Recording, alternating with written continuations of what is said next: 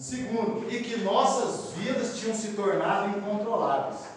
Será que eu consigo distinguir que eu era impotente perante a adicção? O que seria a adicção? Alguém sabe responder? É a mesma coisa. A palavra adicto significa escravo dele. Escravo da droga.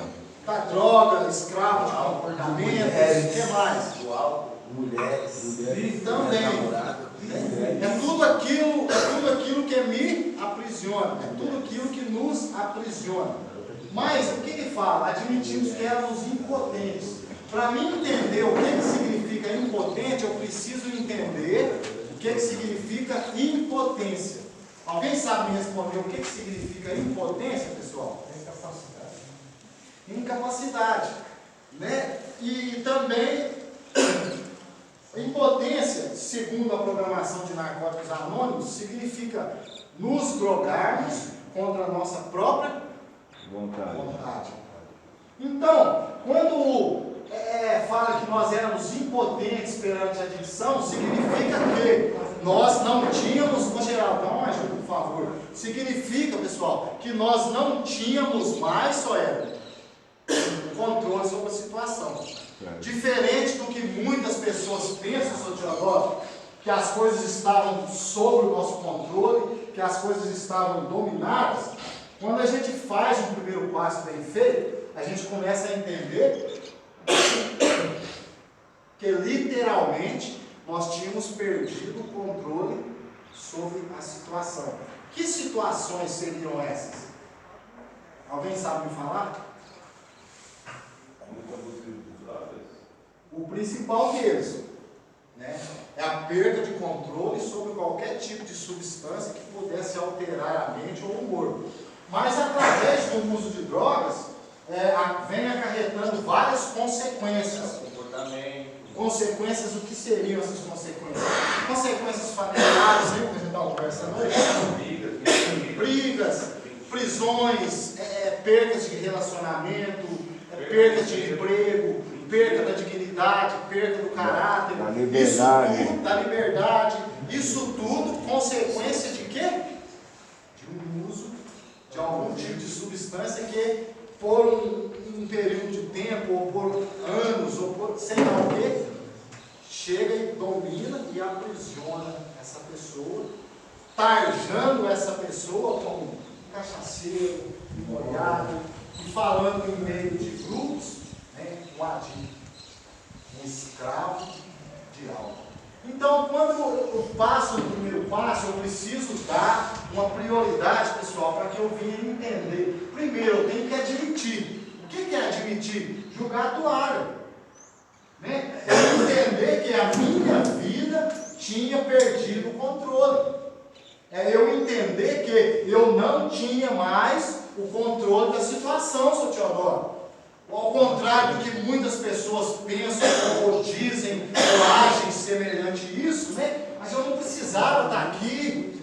Eu estou aqui, não sei por que a minha família me impôs. Meu irmão, eu acho que para um cara chegar ao ponto de uma internação, e muitas das vezes, a maioria dos que estão aqui vinham contra a sua própria vontade, algum tipo de descontrole existia.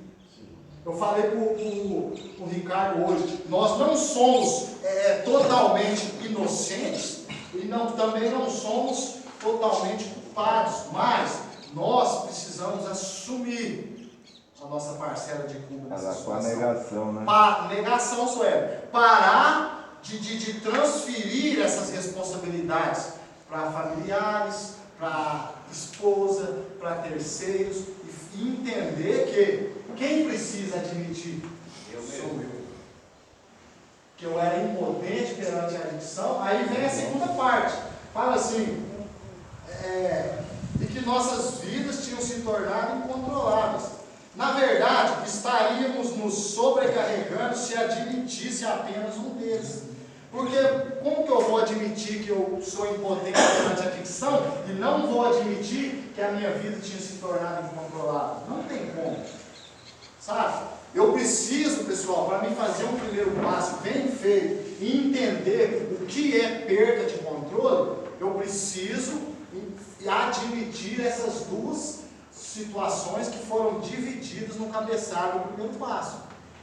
né? Entender que eu não posso, de maneira alguma, com qualquer tipo de substância que altere a minha mente ou o meu corpo, né, André? E entender que a minha vida, de uma maneira ou de outra, ela estava incontrolável.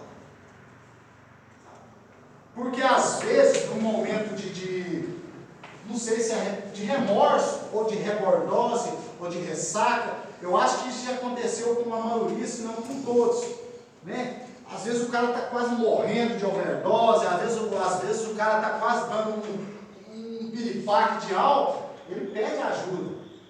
Fala, eu não aguento mais. Quem já fez isso aqui? Deus, me ajuda, ou alguém me ajuda, porque eu não estou. Só que no outro dia, o cara alimenta, o cara dorme, e o que acontece? A impotência se torna nítida e clara novamente. Por quê? Porque a sua vida está incontrolável em todas as áreas: financeira, social, conjugal, familiar, todas. É por isso que nós precisamos começar a olhar para esse primeiro passo. Né? No livro azul, na literatura do livro azul, fala assim que o primeiro passo é necessário se quisermos obter uma recuperação contínua. O que é uma recuperação contínua? É aquela que vai ter continuidade. Não é aquela que eu vou ficar 6 meses limpo e voltar. Não é aquela que eu vou ficar 1 ano e voltar, não. É aquela que vai passar 1 ano, 2 anos, 3 anos, 4 anos. Eternamente, né? Então, assim, mas para que isso aconteça, eu preciso entender que ele é necessário nesse primeiro passo. Eu preciso admitir, pessoal, que eu sozinho não consegui. E que existe um programa de recuperação que pode me ajudar a fazer o que sozinho eu nunca consegui. Que primeiro, parar com qualquer tipo de substância. Segundo, me ajudar a corrigir os meus defeitos de caráter. Né? Me ajudar com os transtornos de personalidade que é gerado pelo uso abusivo de qualquer tipo de substância. Por quê? Eu falei isso, acho que foi com o Mateus hoje, na reunião lá no refeitório, né? A substância em si, qualquer tipo de substância, ela rouba de nós a nossa personalidade. Porque às vezes o cara é tímido demais. E ele descobre uma substância que vai fazer ele transformar essa personalidade em outra personalidade. Uma pessoa que já não é mais tímida, né? Ou alguns que conversa, Então, assim, quando há essa inversão de valores, entra a questão onde a gente fala de transtornos de personalidade. A pessoa ela perde a sua identidade, adquire outra identidade, que antes não mentia, agora mente, que antes não manipulava, agora manipula, que antes não tinha coragem de fazer algum tipo de loucura para conseguir a sua droga, hoje faz, que antes não tinha coragem de trair, hoje trai. Então, se nós formos analisar a fundo, a perda de controle rouba de nós a nossa personalidade, pastor. Né? Ela nos transforma e nos impõe uma personalidade doentia, uma personalidade totalmente fora do contexto familiar, fora do contexto social que nós estávamos acostumados antes. A programação fala que o raciocínio de um dependente químico, ele é elevado ao nível animal. Ele passa a se portar, pessoal, como se fosse um animal irracional, porque todo dependente químico, quando eu falo de dependente químico, eu estou falando de alcoolista também. Todo dependente químico, ele é uma pessoa totalmente sem, como que eu vou falar? Inconsequente. Ou seja, eu vou fazer hoje, não importa o que vai acontecer amanhã. Eu preciso usar. Isso tudo que eu estou falando são características de perda de controle. São características que nos apontam e nos mostram que nós não estávamos tendo, André, o controle das nossas vidas. Se nós formos analisar todos que aqui estão, nos últimos anos, como foi a sua vida, meu irmão? Será que foi realmente 100% um mar de rosas?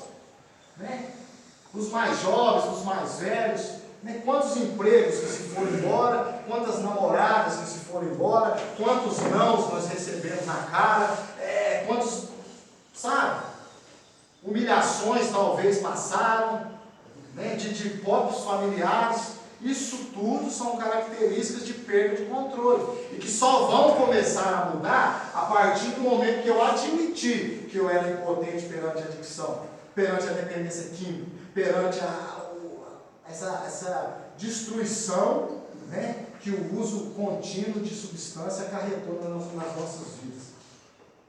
Vocês estão entendendo, pessoal?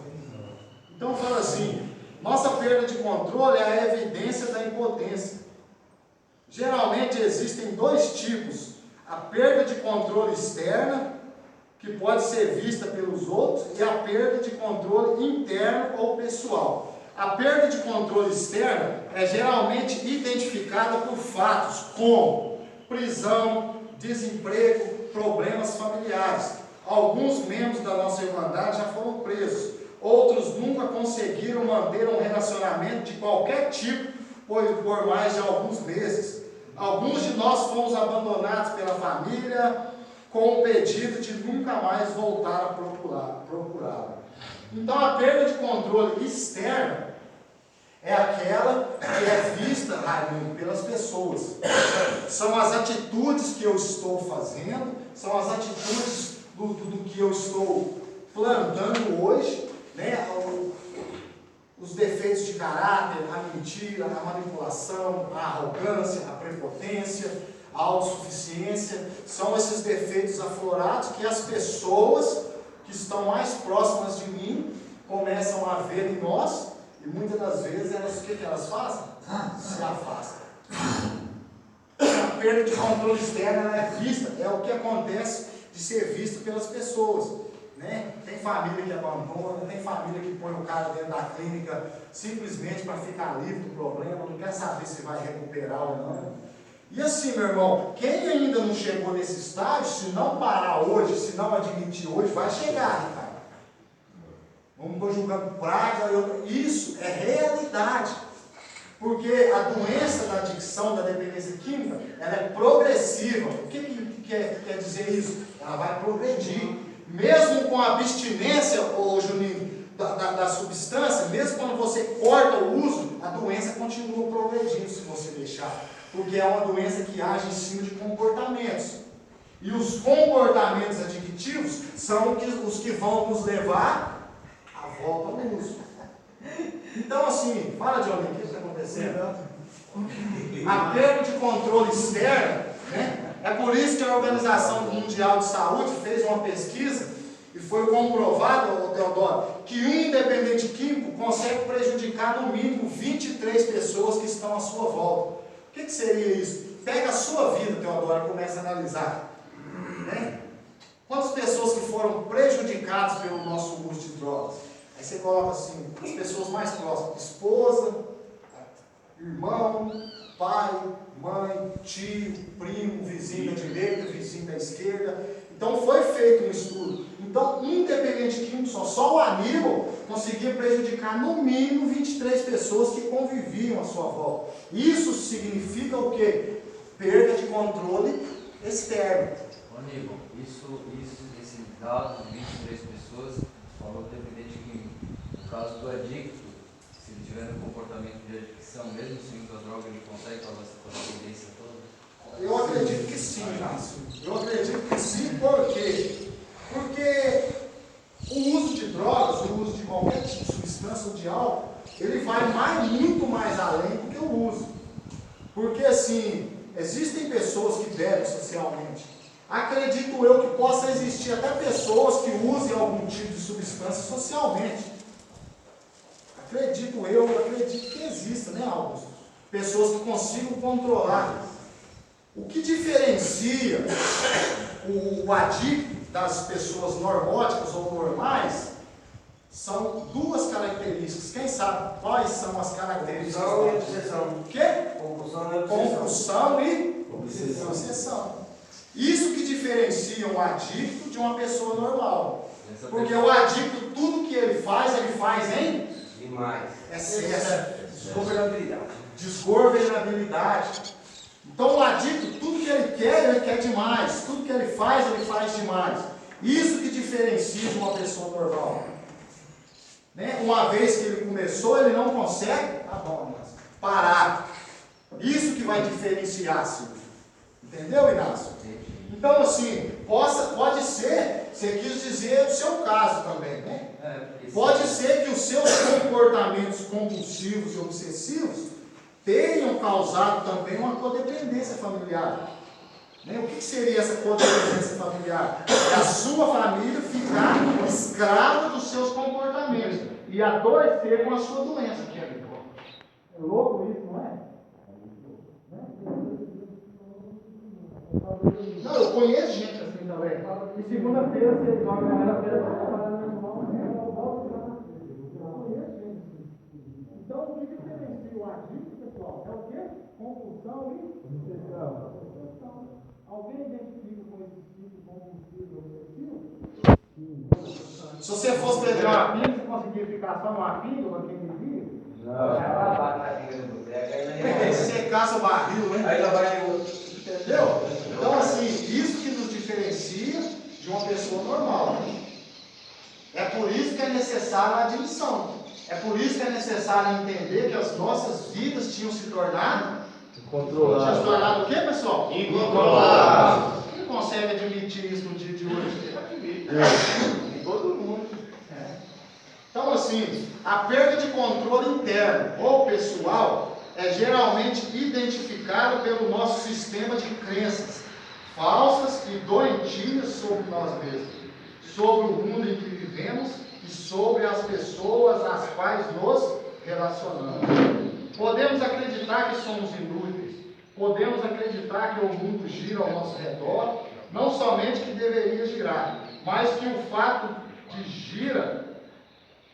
Podemos acreditar que realmente não é nosso dever cuidar de nós mesmos, que alguém deveria fazer isso. Podemos acreditar que as nossas responsabilidades de uma pessoa comum normalmente são uma carga muito pesada. Podemos exagerar ou minimizar a nossa reação perante os acontecimentos da vida.